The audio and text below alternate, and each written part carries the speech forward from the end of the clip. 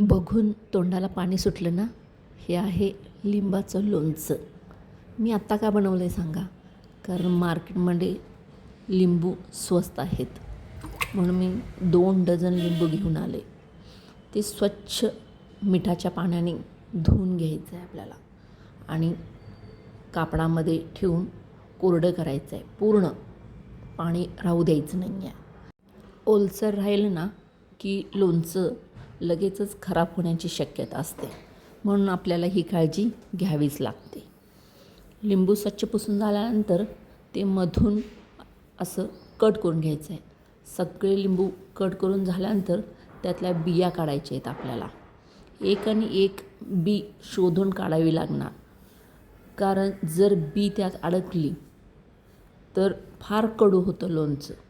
म्हणून पूर्ण बिया काढून घ्यायच्या आहेत. बघा, सगळ्या बिया मी काढून घेतलेल्या आहे आणि ते आपल्याला मिक्सरच्या भांड्यात घालून बारीक म्हणणार नाही, पण थोडं ओबडधोबड त्याची पेस्ट करून घ्यावी लागेल.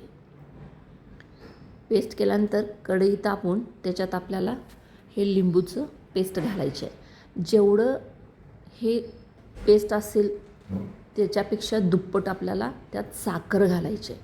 तुम्हाला कमी हवे असेल तर कमी घालू शकताय. साखर आणि लिंबाचं पाणी त्यामुळं याला पाणी जास्त सुटतं आणि ते आटून येईपर्यंत थोडा वेळ आपल्याला ते गॅसवर शिजवायचं आहे, जेणेकरून लिंबाचं ताटी पण व्यवस्थित शिजून जाईल.